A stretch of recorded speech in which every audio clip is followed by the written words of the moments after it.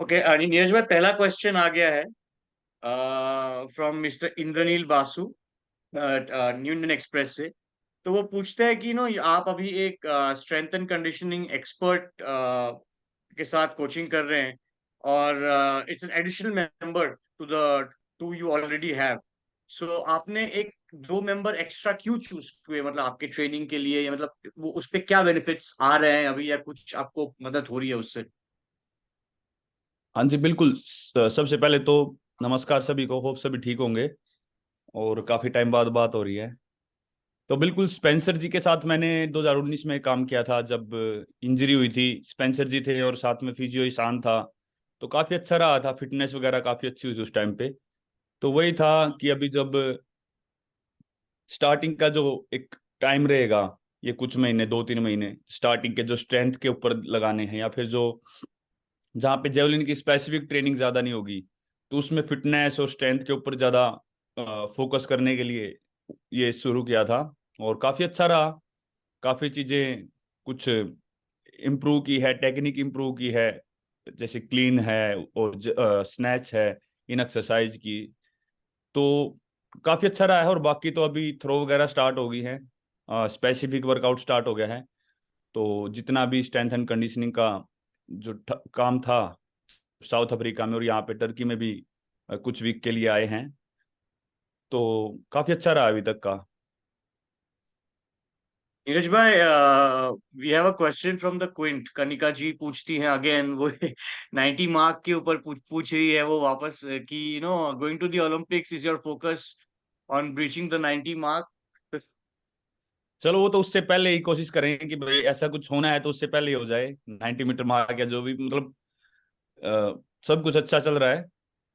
तो ओलंपिक्स तक तो शायद ना ही रुके, अगर लगना है तो उससे पहले भी लग सकती है। बाकी अच्छी हो रही है तैयारी, बढ़िया है। नीरज भाई, एक और क्वेश्चन है कि अभी आपका जो प्रेपरेशन था एंड मेंटालिटी थी heading into Tokyo Olympics, and now अभी पेरिस ओलंपिक्स आ रहा है, तो उस दोनों में क्या अंतर है? मतलब मेंटली और फिजिकली कैसे आपने अपने आप को कुछ चेंजेस किए हैं, कि वही सेम रिजीम रखा है? बिकॉज दोनों ओलंपिक्स डिफरेंट जगह में भी हो रही है, काफी टूर्नामेंट्स भी आप खेल खेल चुके हो, जीते भी हो, वर्ल्ड चैंपियन हो। तो उस हिसाब से कुछ ट्रेनिंग और मेंटल प्रेपरेशन में कुछ चेंजेस आई हैं? नहीं, देखो जी, जैसे मैं हमेशा बोलता हूँ, टोक्यो के बाद मतलब माइंड का तो एक हुआ ही है कि यार हाँ, एक सेल्फ कॉन्फिडेंस। और बाकी एक कंपटीशन खेल के, जैसे उसके बीच में मैंने 2 वर्ल्ड चैंपियनशिप खेल ली हैं, दोनों में मेडल रहा, एक में सिल्वर एक में गोल्ड। सॉरी। और बाकी डायमंड लीग की ट्रॉफी जीती, और बाकी डायमंड लीग में भी अच्छी पोजीशन रही, अच्छे थ्रो भी किए। और एशियन गेम्स में दोबारा से गोल्ड जीता। तो ये चीजें, ये बीच में जो टोक्यो के बाद और पेरिस के बीच में ये चीजें ऐड हुई हैं, इनसे बहुत ज्यादा मतलब मुझे भी हौसला मिला है कि हाँ यार, अच्छे लेवल पे और अच्छे एथलीट्स के बीच में कर सकते हैं। ऐसा नहीं था कि टोक्यो में जीत लिया उसके बाद इतना अच्छा नहीं रहा। तो उस चीज ने काफी कॉन्फिडेंस दिया है। और बिल्कुल मेंटली ये चीज ऑटोमेटिकली मुझे पता है, और मेरे मेरे माइंड को भी पता है कि हाँ, ये सेकंड ओलंपिक्स है और टोक्यो में गोल्ड था, तो इस बार थोड़ा और मेंटली और फिजिकली प्रिपरेशन और अच्छे से करके जाएंगे। मतलब स्पेशल कुछ नहीं कर रहा हूँ माइंड की ट्रेनिंग के लिए, पर अंदर पता है मुझे कि हाँ, पेरिस में ये दूसरा ओलंपिक है। और वो मतलब अंदर अपने आप को खुद वो फील आ जाता है। और मेरा ज़्यादातर टाइम ट्रेनिंग में और ओलंपिक्स के लिए तैयारी कर रहा हूँ, तो वो तो है ही। और फिजिकली बिल्कुल। बाकी जो टोक्यो से पहले की बात करें, जो भी कमी आती उस टाइम पे, जो भी लगता था, वो इस टाइम के बीच में काफी उन पे कोशिश की। बीच में इंजरी भी हुई और फिर उसके बाद ठीक होके compete भी किया, अच्छा भी किया। तो बैलेंस चल रहा है सब कुछ। मतलब एकदम ऐसा नहीं है कि सब कुछ एकदम ठीक हो गया। ये टाइम लग रहा है सब कुछ वो होने में। तो सब अच्छा चल रहा है। सबसे अच्छी बात है कि पॉजिटिव चल रहा है सब, मेंटली और फिजिकली सब अच्छा हो रहा है। नीरज भाई, अगला सवाल है फ्रॉम मिस्टर विनायक। विनायक जी पूछते हैं कि नीरज भाई, एथलेटिक्स जो है वो दूसरे खेल के हिसाब से उनमें ना काफी लंबा ऑफ सीजन चलता है, और नंबर ऑफ इवेंट्स भी जो होता है वो इतने होते नहीं है। तो जो वो ऑफ सीजन होता है उसको आप इंजॉय करते हो, और मतलब जो compete करने का जो एक इच रहता है, जो एक क्रेविंग रहती है, उसको भी क्या आप मिस करते हो? बिल्कुल, सभी सभी एथलेटिक्स इवेंट्स के लिए नहीं है। कुछ थ्रोइंग इवेंट्स हैं जो नहीं हो पाते हैं, क्योंकि इंडोर सीजन स्टार्ट हो ही जाता है जनवरी फरवरी से ही, तो काफी जल्दी। तो वो तो बाकी इवेंट्स तो खेल लेते हैं। कुछ जो ऐसे थ्रोइंग इवेंट्स है, कुछ जो जिसमें थोड़ा इंडोर में नहीं हो सकते, तो हम जैसों के मन में ऐसा रहता है कि कब कंपटीशन होगा, कब होगा। तो अभी फाइनली मई में वो वेट ओवर हो रहा है। तो मतलब जितना ही वेट किया तो उसके लिए वो तो रहती है, compete करना है दोबारा। पर अच्छा रहा, ये ऑफ सीजन है जो इसका अगर अच्छे से इसका फायदा उठाएं, बढ़िया से ट्रेनिंग करें, तो इसका फायदा ही मिलता है एक तरह से हमको, कि हाँ हमको थोड़ा और ज्यादा टाइम मिल जाता है अच्छे अपने बॉडी और माइंड को प्रिपेयर करने के लिए।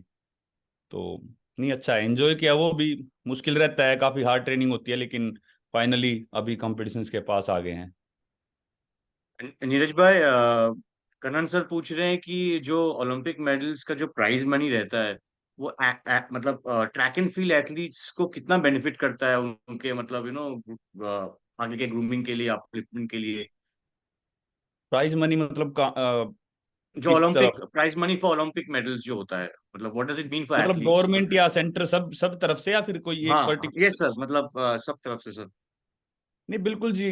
वो तो है ही। अगर हम वैसे भी बात करें तो स्टार्टिंग में जो नॉर्मली जो एक नॉर्मल फैमिली से आते हैं, तो घर से पैसे लगाते भी हैं। और मेन वही होता है कि आप किसी उसमें अगर मेहनत कर रहे हैं और उसमें आपको इतनी मेहनत के बाद कुछ मिल रहा है, तो अच्छी बात है जी वो। और मुझे तो ऐसा लगता है कि अगर हम बात करें स्पोर्ट की, तो एथलेटिक्स में मनी वाइज इतना ज्यादा नहीं है जितना मतलब बाकी अदर स्पोर्ट में, आप टेनिस में, फुटबॉल में या क्रिकेट में, बाकी स्पोर्ट में देखोगे शायद से एथलेटिक्स में उसके हिसाब से उतना नहीं है। लेकिन फिर भी बहुत अच्छा लगता है कि हाँ यार कुछ मिल रहा है, क्योंकि पूरा साल मेहनत करते हैं, कुछ तो होना चाहिए। सभी इन द एंड सभी वही सोचते हैं कि यार हम मेहनत कर रहे हैं, हम हमारी फैमिली को खुश रख सकें, और जो भी है लाइफ अच्छी चले, कुछ हमको अच्छा लगता है हम खरीद सकें, अच्छे से रह सकें, अच्छा पहन सके, कुछ एक आधे शौक पूरे कर सके। तो वही है, थोड़ा बहुत वो चीज हो जाती है और काफी हेल्प मिलती है। और उसके बाद थोड़ी एक फैमिली की जो स्टेबल होने की टेंशन है वो कम हो जाती है, क्योंकि हाँ वही है, पैसा भी जरूरी होता है लाइफ में आगे जीने के लिए।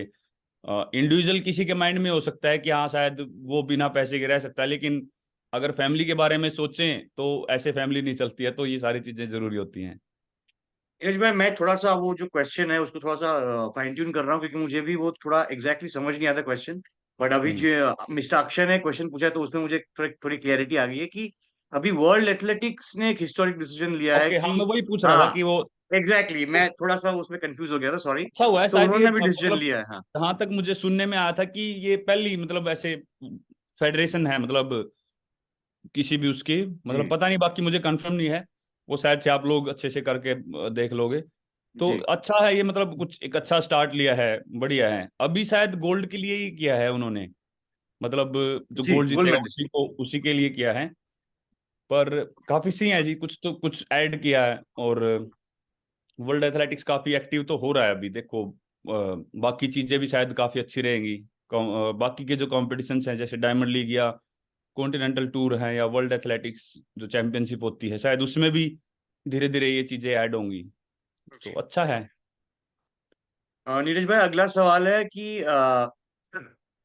तो वही टोक्यो ओलंपिक से पेरिस तक, एज अ ह्यूमन बीइंग और एज एन एथलीट, इन दोनों मायने में आप में क्या डिफरेंसेस आए हैं? मतलब as a human being Neeraj Chopra और as an athlete Neeraj Chopra, उन दोनों में क्या डिफरेंस आए हैं from Tokyo to Paris? Changes तो जी पता नहीं, बस ये है कि ज्यादा लोगों से मिलना हुआ इस सब के बीच में। और वही था, वो शायद से वो एक बात है ना कि मतलब जिस पेड़ पे जितने ज्यादा फल लगते रहते हैं उतना ही झुकता रहता है ज्यादा। तो मतलब वही लगता है कि यार जितना मेडल जीतते जाओ, जितना अच्छा हो, तो उतना ही लोगों से अच्छे से बर्ताव करो और बढ़िया, मतलब अच्छा लगता है उनको भी। और किसी बच्चों से मिलो, एथलीट से मिलो, अच्छे से बात करो, अपना थोड़ा सा जितना भी टाइम दे सके उनको दो। इस चीज में मतलब मुझे काफी अच्छा लगा कि यार हाँ, इस चीज में थोड़ा बहुत मैं स्टेबल रख पाया। किसी जी। को मतलब वो चीज ज्यादा चढ़ी नहीं सर पे, तो वो थोड़ा सही रहा। क्योंकि कई बार चीजें शायद अपने कंट्रोल में नहीं होती हैं ऐसे सिचुएशंस में, जब कुछ अच्छा होता है और कुछ ऐसे मेडल्स वगैरह आते हैं या वर्ल्ड स्टेज पे ठीक कर रहे हो, तो शायद से वो अपने कंट्रोल में भी नहीं रहती हैं चीजें, तो वो ठीक से हो गया। और बाकी तो ये तो एज ए पर्सन में आया है। बाकी आपने क्या पूछा था? एथलीट। हाँ, एज एन एथलीट, हाँ। एज एन एथलीट तो वही है कि परफॉर्मेंस, मतलब जैसा मैंने बताया, परफॉर्मेंस बड़ी है, एक्सपीरियंस और ज्यादा बड़ा है। और टोक्यो से पहले अगर हम देखेंगे ना, वर्ल्ड वर्ल्ड चैंपियनशिप में मेडल था, डायमंड लीग में कोई पोजीशन नहीं थी। तो दोनों में वो हुआ है, मतलब सिर्फ ट्रॉफी ही नहीं, बाकी डायमंड लीग्स में भी ऐसे पोजीशंस आना, सभी जगह जहाँ पे भी खेल रहा हूँ हर जगह मतलब पोजीशन के अंदर रहा हूँ। तो वो एक अच्छा चेंज आया है एज एन एथलीट कि हाँ, अब जहाँ पे भी जाते हैं तो वो मतलब एक तरह का एक प्रेशर तो होता है माइंड पे कि हाँ, अब पहले जब टोक्यो से पहले जाता था तो खेलना ही मेरे लिए एक अच्छा होता कि मुझे अपनी अच्छी परफॉर्मेंस देनी है। तो कई बार फोर्थ रह गया, फिफ्थ रह गया, तो कभी वो चीज़ माइंड नहीं की। ओलंपिक में जीतने के बाद एक वो हो ही जाता है कि हाँ, जहाँ पे भी जाना है कंसिस्टेंट परफॉर्मेंस करनी है और पोजीशन लेके आनी है। तो वो अच्छे से मेंटेन हो पाया, तो वो कहीं ना कहीं अच्छा है। बढ़िया।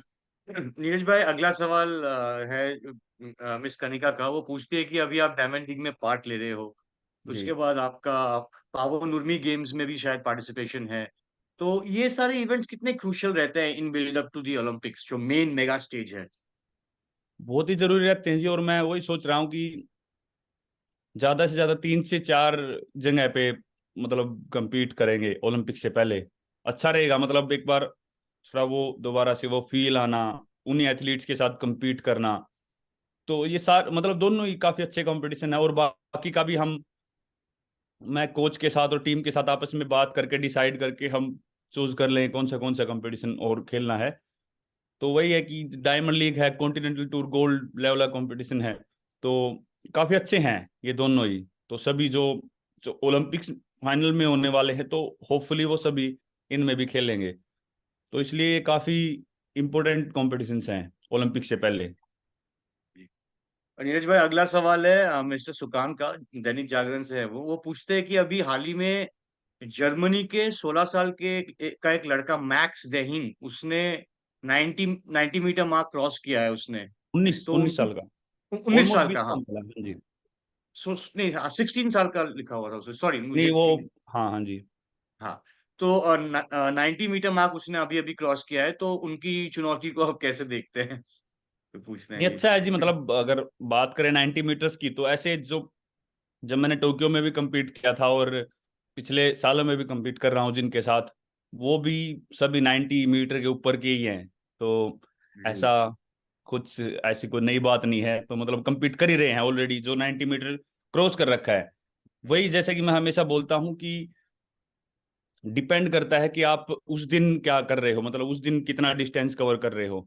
तो मतलब मैं तो एक्साइटेड हूँ, मैं तो मतलब बोलता ही हूँ कि हाँ, आपस में एक दूसरे को पुश करने का मौका मिलता है। जितने अच्छे थ्रोअर्स होंगे, जितनी दूर थ्रो करते होंगे, उतना ही अच्छा है। और फाइनली जो सबसे मेन चीज होती है वो यही होती है कि जब हम साथ में compete करें, उस टाइम पे कौन उस प्रेशर को, उस कंपटीशन की सिचुएशन को हैंडल करके वहां पे कौन सबसे अच्छा थ्रो कर पाता है, वो सबसे मेन बात लगती है मुझे। वो सबसे बड़ा चैलेंज होता है।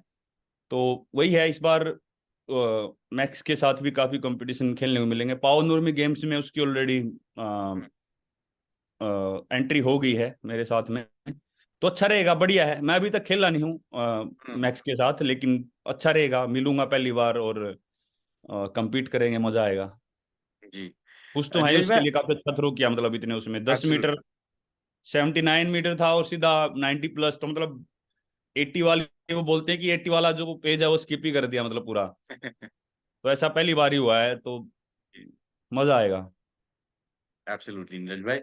नीरज भाई, अगला सवाल ये है कि जो कंसिस्टेंसी है वो आपकी ग्रेटेस्ट स्ट्रेंथ है, और आप कंसिस्टेंटली 87 to 89 तो आराम से थ्रो करते हो। जैसे हमने कुछ एथलीट्स का देखा है, वो 90 पहुंच जाते हैं, बट फिर वो 70 75, मतलब कंसिस्टेंसी नहीं रहती। बट आप कंसिस्टेंटली 87 to 89 थ्रो करते हो। इनफैक्ट हमने ये भी देखा था वो अभी एशियन गेम्स में कि आपने थर्ड फोर्थ थ्रो में भी आपने अपना बेस्ट दे दिया। वो कंसिस्टेंसी कैसे मेंटेन करते हो आप अपनी? वही है जी, सबसे मेन तो कोशिश करते हैं कि ट्रेनिंग कंटिन्यू चलती रहे, वो ट्रेनिंग भी कंसिस्टेंट रहे उसके साथ, अगर परफॉर्मेंस कंसिस्टेंट रखनी है तो ट्रेनिंग अच्छे से कंटिन्यू करने की कोशिश करते हैं। बीच में यही कोशिश रहती है कि सीजन के बीच में ज़्यादा रेस्ट ना हो, कुछ भी काम हो ट्रेनिंग करनी करनी है।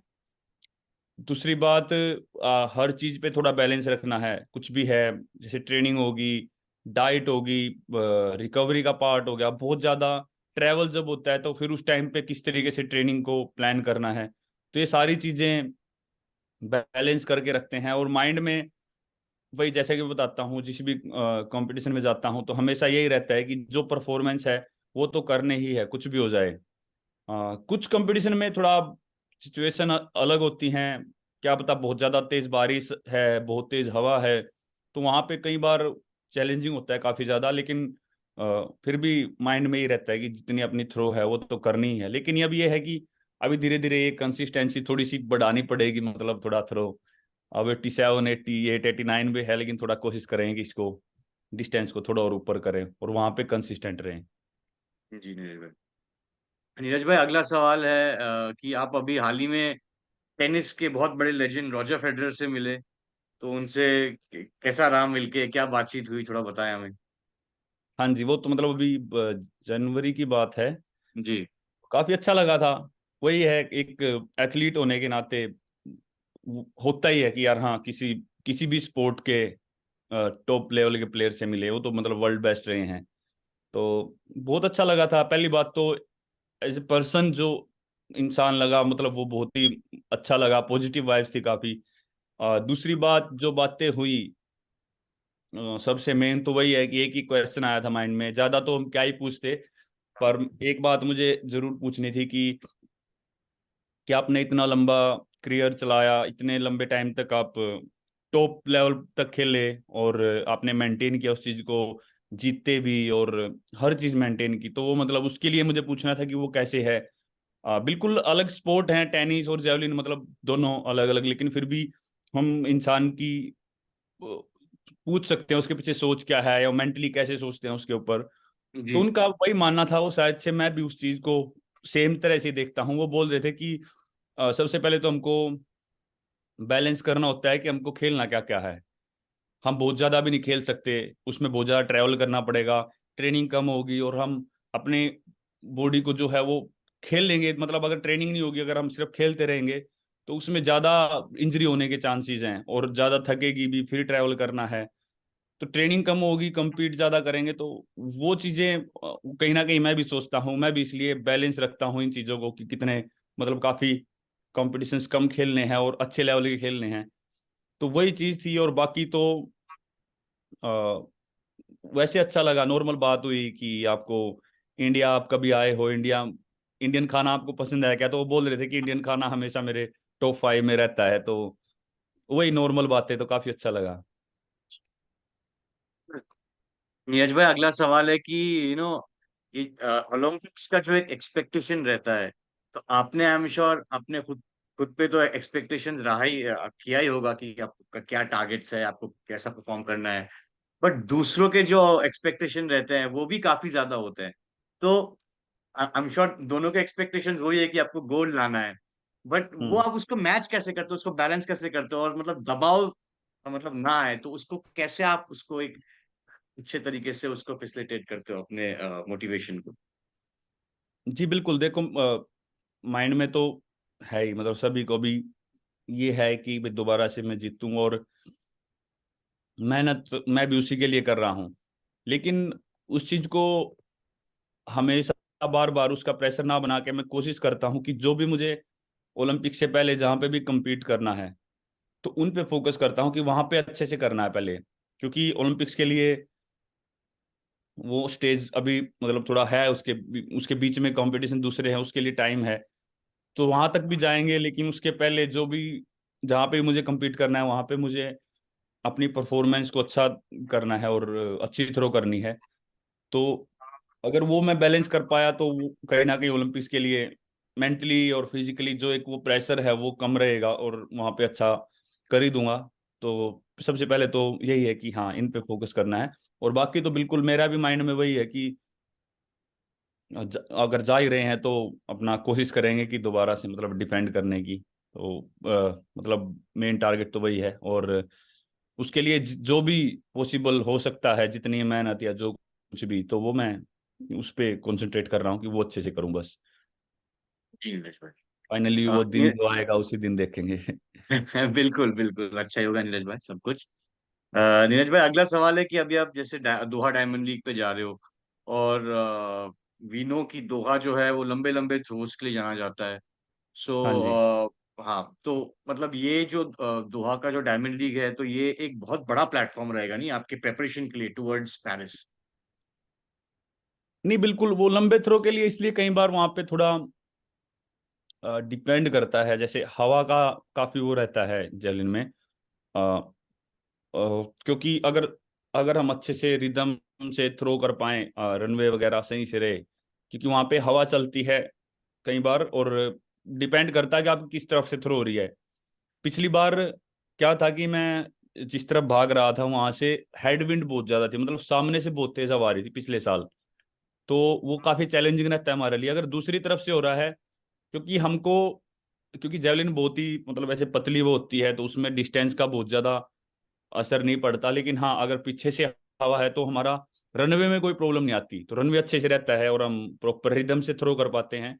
तो वो काफी हेल्प देता है। अगर अगेंस्ट है हवा के तो वो काफी चैलेंजिंग रहता है। तो इसलिए वहां पे हवा चलती है कई बार, और पीछे से हवा है और हम उस तरफ थ्रो कर रहे हैं, मतलब हवा के साथ थ्रो कर रहे हैं, तो वो फायदेमंद रहता है। लेकिन अगर सामने से हवा मिल जाए तो बहुत चैलेंजिंग हो जाता है। देखते हैं इस बार कैसा वो मिलता है। बाकी जी। एक चीज और है कि फर्स्ट कंपटीशन होता है तो सभी की जो तैयारियां हैं और सभी फ्रेश होते हैं बिल्कुल।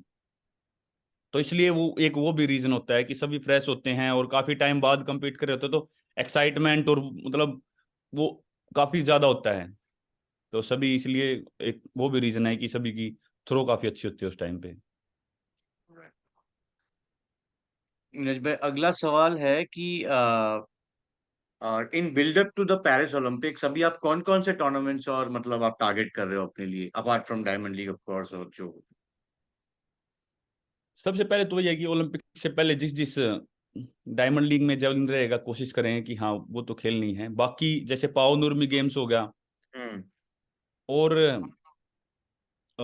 और भी जो भी कंपटीशन में फाइनल हो जाएगा तो वो कंपटीशन वाले खुद ही पब्लिश कर देते हैं। और जी। मैंने जो मेरे एजेंट हैं स्विट्जरलैंड के हैं, वो उनसे बात कर रखी है। तो जिस भी कंपटीशन में हमको अच्छा लगेगा उनकी तरफ से पूरी लिस्ट आती है इस साल कौन से कंपटीशन होने वाले हैं। अभी के लिए दोहा और टुर्कू जो पाओ नुरमी गेम्स है फिनलैंड वाले, वो फाइनल हो गए हैं। शायद से कुछ दिन बाद थोड़ी और एक आधी लिस्ट आए तो हम उसमें फाइनल करके आप सभी को बता देंगे, वरना पब्लिश तो हो ही जाएगा। ठीक। और नीरज भाई अगला सवाल है कि लास्ट ओलंपिक्स मतलब आप ही इंडिया के इकलौते होप थे जेवलिन में, और इस बार किशोर भाई भी हैं। सो जेना और है ना। जो, हाँ, तो वो भी एक मेडल लेके आ सकते हैं। सो कितने कितनी खुशी होती है आपको कि आप दोनों एक साथ इस बार compete करोगे, और दोनों से होप्स है कि इस बार मेडल आ जाए इंडिया के लिए, और दोनों जने हमारे तिरंगा को लेके उधर पोडियम पे खड़े हो। बिल्कुल जी, ये तो बहुत बड़ा मतलब एक ड्रीम कम ट्रू। जैसे अगर इंडिया मतलब ऐसे पोडियम पे एक नहीं दो खड़े हैं, या फिर दो से ज्यादा भी हो तो क्या मतलब, वो तो और भी बेस्ट है। अगर ऐसा हो पाए तो मतलब एशियन गेम्स में तो हुआ, लेकिन अगर ओलंपिक्स में ऐसा कुछ हो पाया तो वो तो बहुत ही मजे वाली बात होगी, और एक अलग ही लेवल की सेटिस्फेक्शन होगी, मतलब सभी के लिए, मुझे लगता है सभी इंडियंस के लिए। तो देखते हैं, वो उसके लिए टाइम है अभी। और बिल्कुल मुझे भी लगता है किशोर जैना बहुत मेहनत कर रहा होगा और अच्छा करने के लिए, और अच्छी थ्रो करेगा वो भी लड़का, मतलब बढ़िया मेहनती है, अच्छा है, तो अच्छा करेगा। ठीक है नीरज भाई। नीरज भाई, अगला सवाल है कि प्रेशर हेडिंग इनटू ओलंपिक्स जो होता है वो बहुत हाई रहता है हर एथलीट के लिए, हर एलीट एथलीट के लिए। You know, away from training और प्रिपरेशन, आप अपने माइंड को रिलैक्स कैसे रखते हो, या जो प्रेशर है इसको मतलब कभी ऑफ कैसे करते हो अपने फ्री टाइम में, जैसे ट्रेनिंग के बीच में? क्या ऐसी अपनी हॉबीज कुछ आप फॉलो करते हो, या कुछ ऐसी एक्टिविटीज करते हो जिससे थोड़ा सा माइंड थोड़ा सा फ्री रहे, रिलैक्स रहे, और हम्म। प्रेशर थोड़ा सा कम हो जाए? नहीं, सबसे पहले तो वही होता है कि ट्रेनिंग तो बेस्ट पार्ट है ही। मतलब ट्रेनिंग से ऐसे नहीं लगता कभी भी कि बहुत ज्यादा बोर हो गए। मतलब वो, उसमें तो मजा आता ही है। वो तो कहीं ना कहीं, हाँ, उसमें ही ट्रेनिंग के वो चेंज कर देते हैं हम कि अगर बहुत ज्यादा हार्ड ट्रेनिंग चल रही है तो एक दिन थोड़ी सी इजी कर लो। और जो रेस्ट वाला टाइम होता है, अगर बहुत ज्यादा ऐसे लगता है कि हाँ थोड़ा बहुत, कि भाई हाँ वो चाहिए ही। वैसे तो कंसिस्टेंट रखनी पड़ती है ट्रेनिंग, मतलब बहुत ज्यादा रेस्ट कर नहीं सकते बीच में। अगर उसके बीच में लग रहा है कि हाँ अभी थोड़ा रेस्ट की जरूरत है, एक दिन रेस्ट ले लेते हैं, तो आसपास की जो जगह है जहाँ पे भी हैं वहां पे घूम लेते हैं, या वहां पे कोई अच्छा कैफे है, रेस्टोरेंट है, वहां पे हम्म। चले गए थोड़ा चेंज के हम्म। लिए, शॉपिंग कर ली। कुछ और थोड़ा आसपास उससे थोड़ा, मतलब दूर जाके कुछ किलोमीटर दूर है, कुछ फेमस जगह है वहां पे चले गए।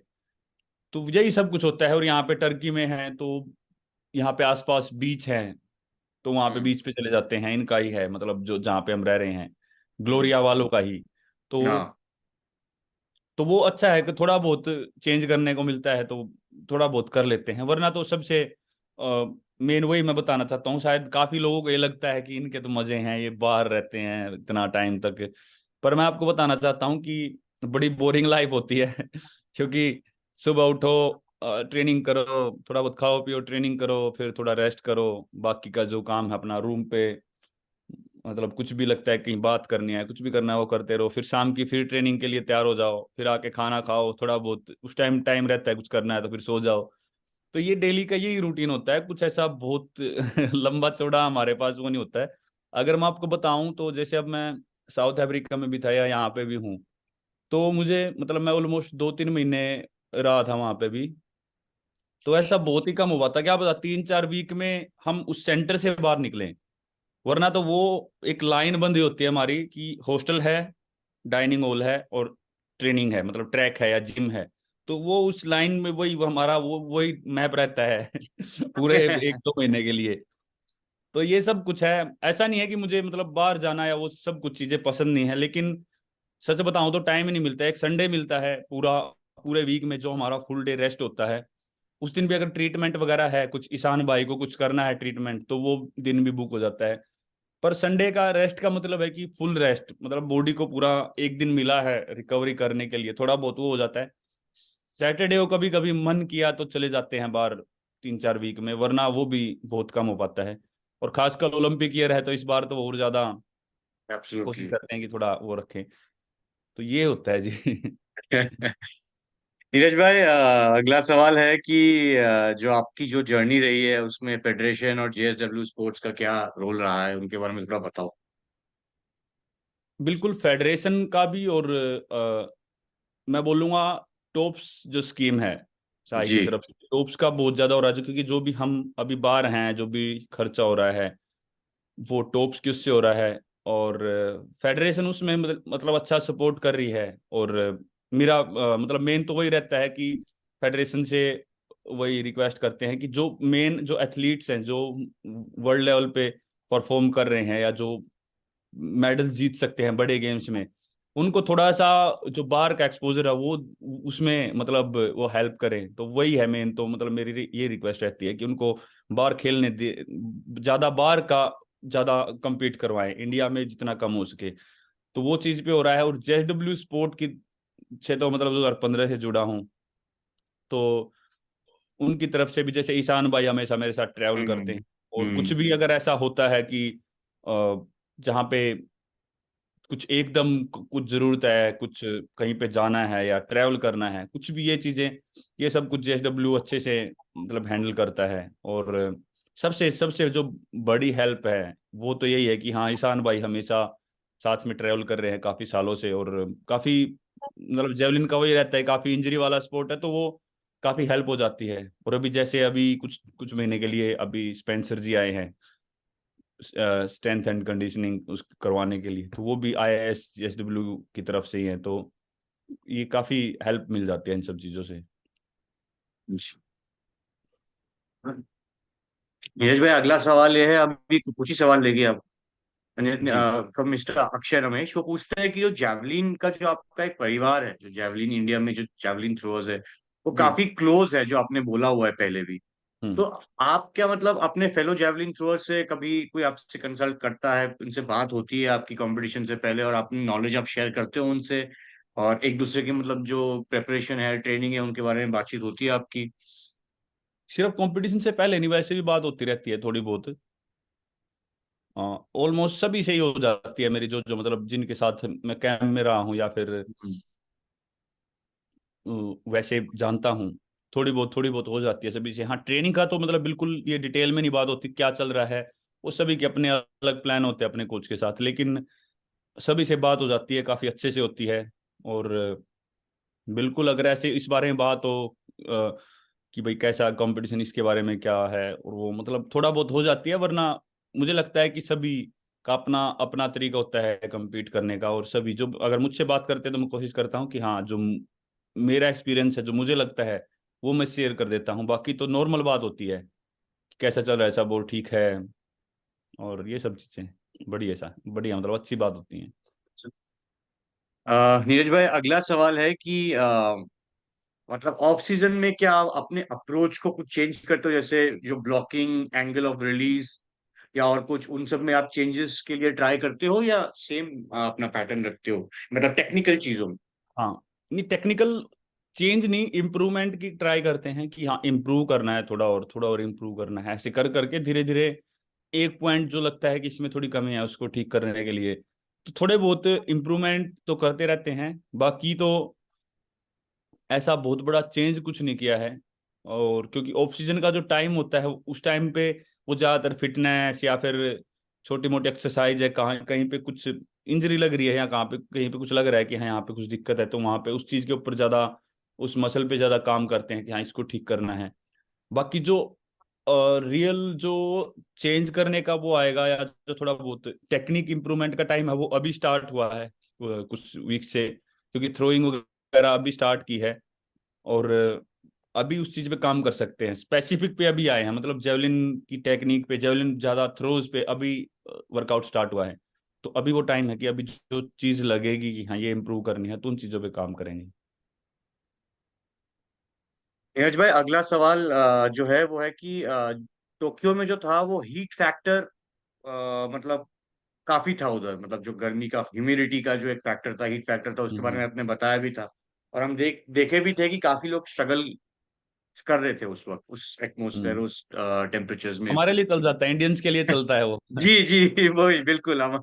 पेरिस में भी शायद रहेगी थोड़ी गर्मी, हाँ लेकिन मतलब पर्सनली मैं बताना चाहूँ तो मेरे लिए मतलब इतनी कोई दिक्कत नहीं है। हाँ, ह्यूमिडिटी कई बार वो दिक्कत कर देती है, पसीना ज्यादा आता है, तो वो जो कपड़े होते हैं जिसमें थ्रो करनी होती है वो ज्यादा बहुत ज्यादा पसीने में भीग जाते हैं, वो मुझे इतना जी। पसंद नहीं।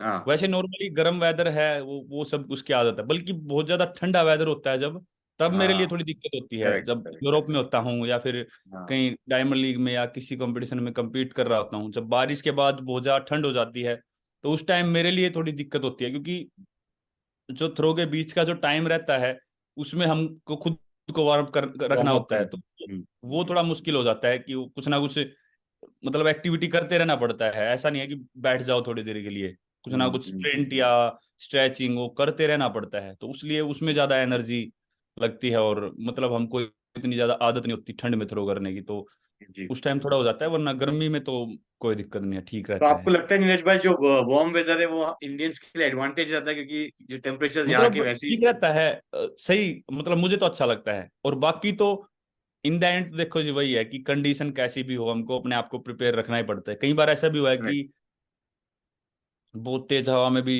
मतलब सही थ्रो की हैं, और बारिश में भी compete किया है, वहां पे भी अच्छी थ्रो की हैं। तो मतलब अगर पूछें तो हाँ, मिल थोड़ा गर्म वेदर हो तो अच्छा है, लेकिन सबसे मेन बात तो वही है कि कैसा भी वेदर हो अपने माइंड को प्रिपेयर रखना ही पड़ता है, क्योंकि वो अगर हमारे माइंड में ये चीज है कि हम एक कंडीशन रख लें कि हमको गर्म वेदर होगा जहाँ पे वहीं पे अच्छी थ्रो करनी है, उसके अलावा नहीं हो पाएगी। तो फिर तो हम ये मान लो कि कंपटीशन शुरू होने से पहले ही डाउन हो गए हैं। अगर बाई चांस वहां पे बहुत तेज हवा है या बारिश आ गई, तो फिर तो हम मेंटली तो हम गिर ही चुके हैं ना फिर, कि नहीं यार अब तो नहीं हो पाएगा। तो वो चीज नहीं आने देनी माइंड में। अगर बारिश आ भी गई तो कोई बात नहीं, सभी के लिए आई है, मेरे माइंड में ये रहता है कि कोई बात नहीं भाई, थ्रो तो करनी है, फिर भी कुछ भी हो जाए तो कैसा भी रहे वो तो करना ही पड़ता है। नीरज भाई बस आखिरी कुछ सवाल, 5 मिनट लेंगे आपका। नीरज भाई, टोक्यो ओलंपिक्स के बाद जो वेटर हैं वो उनका थोड़ा ऑफ सीजन रहा है, मतलब वो थोड़े से he was not in the news so much, उनका परफॉर्मेंस भी इतना अच्छा नहीं रहा, तो इस बार वो अपनी वापसी कर रहे हैं हम्म। पेरिस में, और उनकी उनकी उनका फिर से आपके साथ एक कंपटीशन होगा, एक फेस ऑफ होगा।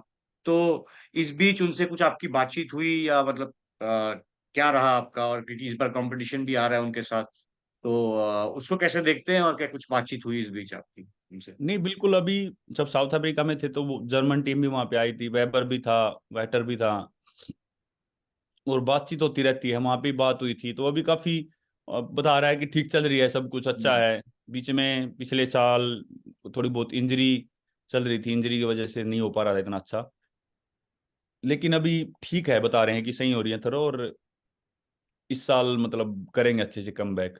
तो देखते हैं, मजा आएगा। बाकी थ्रोअर भी बहुत अच्छी तैयारी में है, तो ये साल थोड़ा अच्छा रहने वाला है। क्योंकि पिछले साल अगर हम देखें तो 90 मीटर से ऊपर थ्रो नहीं लगी थी पूरे सीजन में।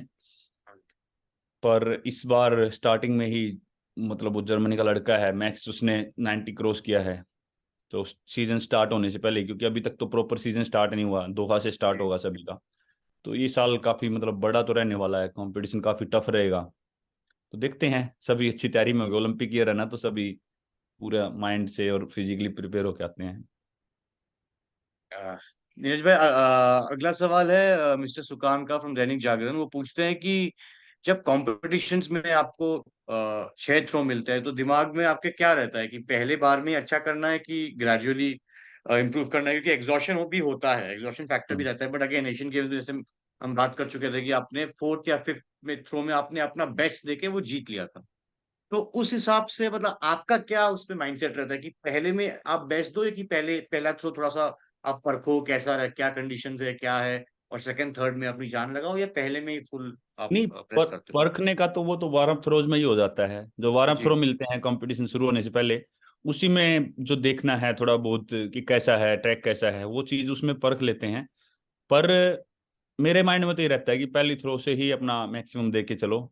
और नहीं हो पाता कई बार, मतलब क्योंकि काफी छोटे छोटे टेक्निकल चीजें होती हैं, अगर वो प्रॉपर नहीं बैठ पाए तो कई बार पहला थ्रो इतना अच्छा नहीं जाता। लेकिन माइंड में फिर भी रखना पड़ता है कि हाँ, हर थ्रो में मतलब बेस्ट करने की परफॉर्मेंस, मतलब अपनी बेस्ट देने की कोशिश रहती है। तो कई बार ऐसे होता है कि पहली थ्रो काफी अच्छी निकल जाती है या दूसरी निकलती है, या कई बार थर्ड फोर्थ फिफ्थ तक जाना पड़ता है। सिक्स्थ भी कई बार ऐसे हुआ है कि मैंने सिक्स थ्रो में अपनी बेस्ट दी है उस कंपटीशन की, तो ऐसे भी हुआ है। तो ऐसा नहीं है, मतलब हाँ, ज्यादातर पर ये होता है कि हाँ बिल्कुल फ्रेश होते हैं फर्स्ट थ्रो में, तो फर्स्ट थ्रो काफी अच्छी निकल जाती है। लेकिन ऐसा नहीं है, कई बार थोड़ी गड़बड़ भी हो जाती है कुछ कॉम्पिटिशन्स में, जैसे इस बार वर्ल्ड चैंपियनशिप में हुई थी, या एशियन हाँ। गेम्स में अच्छी थ्रो थी, लेकिन फिर भी हाँ। वो नपी नहीं, जीरो होगी। हाँ। पिछली वर्ल्ड चैंपियनशिप में हुई थी, फर्स्ट थ्रो नहीं नपा पाया था, या सेकंड भी नहीं लगी थी, उसमें भी थर्ड फोर्थ थ्रो निकली थी। तो हाँ, अगर ज्यादातर देखें तो फर्स्ट थ्रो ज्यादा अच्छे से रहती है, अगर ना भी हो तो फिर बाकी दूसरी थ्रो पे फोकस करके मारनी पड़ती है अच्छी थ्रो। नीरज भाई, आखिरी 2 सवाल लेंगे हम। नीरज भाई, अभी हम हमारी बात किशोर के ऊपर हो रही थी, किशोर भाई के ऊपर हो रही थी, तो उन्होंने जो अपना गेम है वो काफी, वो अभी डिफरेंट लेवल पे लेके चला गया है। वो सिल्वर मेडल जीता था अभी एशियन गेम्स में, और अभी वर्ल्ड चैंपियनशिप फाइनल में भी ही वो पहुंचा है, तो अभी वो डायमंड लीग में आपके साथ compete करेगा। तो इनके प्रोग्रेस के बारे में आप कैसे देखते हो, और कितनी आपको अच्छा लगता है कि आपने जो एक जर्नी शुरू करी थी जैवलिन को लेके इंडिया में, मतलब ये तो सुनहरे अक्षरों में लिखा ही जाएगा कि आप जो उन्होंने आपने जेवलिन का एक इंडिया में एक मूवमेंट शुरू किया है, तो आपको देख के इतना अच्छा कंपटीशन हो रहा है, और आपको भी कंपटीशन मिल रहा है उसी चक्कर में, अच्छा एक हेल्दी कंपटीशन हो रहा है, और डायमंड हम्म। लीग में आप लोग दोनों साथ में खेलोगे, तो उसको कैसे देखते हो आप, इस प्रोग्रेस को, और किशोर भाई के प्रोग्रेस को? नहीं, बहुत ही अच्छा। पिछले साल तो जिस तरीके से मतलब प्रोग्रेस की है वर्ल्ड चैंपियनशिप में, फिर एशियन गेम्स में, और इतने अच्छी थ्रो, इतने इतने मीटर्स जो इम्प्रूव किया है किशोर ने। मैं तो कहता हूँ कहीं मतलब क्योंकि मैं 2018 से 88 और 90 के बीच में अटका हूँ, और किशोर ने जिस तरीके से परफॉर्मेंस दिया है, तो क्या बता आपका जो क्वेश्चन है अब मेरे ऊपर, मतलब बार बार हम 90 मीटर पे बात करते रहते हैं, क्या पता किशोर मुझसे पहले उस चीज को कंप्लीट कर दे, तो मतलब कौन जानता है। तो मतलब बहुत ही अच्छा रहेगा चाहे कोई भी करे, लेकिन हाँ एक ये चीज बहुत ज्यादा जरूरी है कि 90 मीटर्स, और ये चीज थोड़ा जो है हमारे इंडियन उसमें हम काफी अच्छे लेवल तक तो आ गए, लेकिन वो एक वो अटका हुआ है एक वो मार्क, तो वो भी कंप्लीट हो ही जाएगा। लेकिन बहुत अच्छा लगेगा किशोर के साथ खेल के डायमंड लीग में, क्योंकि वर्ल्ड चैंपियनशिप में खेले थे, एशियन गेम्स में खेले थे, दोनों ने ही आपस में मतलब बहुत अच्छी थ्रो की थी। और बिल्कुल दोहा में खेल लेंगे, फर्स्ट टाइम ऐसे होगा कि किसी डायमंड लीग में दो इंडियंस खेल रहे हैं, तो मजा जी। आएगा, अच्छा लगेगा। बाकी भी श्रीशंकर ने भी शायद वो किया है, श्रीशंकर भी खेल रहा है। हाँ। तो मुझे तो बहुत ही अच्छा लग रहा है कि सिर्फ मतलब जेवलिन थ्रो की नहीं बात कर रहा, लेकिन एथलेटिक्स में ही हम एग्जैक्टली। जितने ज्यादा डायमंड लीग या ऐसे कंपटीशन की तरफ जाएंगे, तो इसका मतलब ये है कि हम ऑलरेडी ओलंपिक्स के बारे में या वर्ल्ड चैंपियनशिप के बारे में सोच सकते हैं, अगर हम डायमंड लीग में परफॉर्म कर रहे हैं और वहां पे जीत रहे हैं तो। जी। नीरज भाई, आखिरी सवाल, हम शुरू करने से पहले मैं आपको ईद मुबारक बोलना भूल गया था। तो नीरज भाई, बिल्कुल। काफी ईद मुबारक के भी मैसेज आ रहे बिल्कुल हैं, तो जी, ईद आपको ईद मुबारक जो मुबारक। जो भी लोग, हाँ जी, जो जितने भी हाँ। लोग हैं सभी को। हाँ। और अपना ध्यान और रखो। हाँ, तो एक भाई ने हमारा सवाल पूछा है कि आप अपने पाकिस्तान के जो आपके कॉम्पिटिटर हैं भाई हैं अरशद, तो उनको ईद मुबारक बोलना चाहोगे क्या? नहीं, अभी तक तो ऐसा कुछ नहीं बोला है, पर हाँ बिल्कुल जी, अगर वो हैं, इस अगर उस प्लेटफॉर्म समय, के थ्रू। हाँ अगर सुन पाए तो बढ़िया है, क्योंकि फेस्टिवल सभी के मतलब बहुत ही वो होते हैं, तो बिल्कुल जो जो भी अ, ईद मनाते हैं अच्छे से, तो उनको ईद मुबारक। थैंक यू नीरज भाई, थैंक यू सो मच। जी। आपका टाइम हमने लिया अभी, और आपसे बात करके तो हमेशा ही अच्छा लगता है, कुछ सीखने को भी मिलता है, और आपके प्रेपरेशंस के बारे में सुन के अच्छा लगता है। तो अभी एक बहुत ही कॉम्पिटिटिव एक सीजन आ रहा है आपका, with Paris Olympics of course, the बिल्कुल। अल्टीमेट ग्लोरी, जो हम we are very sure you gonna make us proud. तो नीरज भाई, कुछ लास्ट वर्ड्स, कुछ लास्ट शब्द हमारे मेंबर्स ऑफ द मीडिया के लिए, आपके फैंस के लिए जो वीडियो देखेंगे बाद में। बस उनके लिए तो मीडिया के लिए तो बस यही है कि आप लोग हमेशा ही, जैसा मैं हमेशा बोलता हूँ, कि आप लोग अच्छे से ऐसे ही एथलीट्स की स्टोरी को लोगों तक पहुंचाते रहें अच्छे से, ताकि उनको मतलब पता लगे एथलेटिक्स के बारे में भी कि कैसा क्या है, क्या चल रहा है। और तो बस मैं ये कहना चाहूंगा कि जितने भी लोग अभी आईपीएल देख रहे हैं, सपोर्ट कर रहे हैं, उतने ही उससे ज्यादा ओलंपिक्स में भी देखें, क्योंकि और ज्यादा एथलीट्स होंगे, और ज्यादा सभी एथलीट्स के लिए बड़ा साल होगा। तो बिल्कुल एथलीट्स को दूसरे एथलीट्स को भी सपोर्ट करना, और काफी बड़ा प्लेटफॉर्म है, 4 साल में आते हैं ओलंपिक्स एक एथलीट के उसमें, तो वो सभी सपोर्ट करना। और बाकी तो ऐसा कुछ मेन मैसेज नहीं है, बस पेरेंट्स को ये बोलें कि अपने बच्चों को भी दिखाना साथ में बैठ के ओलंपिक्स, तो वो बहुत अच्छा रहेगा। और ऐसे ही धीरे धीरे करके जो है हमारा जो स्पोर्टिंग कल्चर है वो चेंज होगा। तो यही चीज़ है जी। इन द एंड तो मैं ये चाहूंगा कि हमारी कंट्री साथ में ग्रो करे स्पोर्ट्स में, और हम बहुत अच्छा करें, तो यही सबसे बड़ा सपना है। Thank you so much, thank you so much Neeraj भाई फॉर योर टाइम, और ज्यादा थैंक टाइम नहीं यू। लेंगे आपका। Thank you so much, and all the very best, आपसे जल्द मुलाकात होगी। थैंक यू एंड जी। All the very best for your upcoming season. Thank you, आप सभी भी ध्यान रखो। मिलते हैं होप जल्दी कहीं ना कहीं। जल्दी। Thank thank you. You, Ram Ram Neeraj Ram Ram ji. नमस्ते। भाई।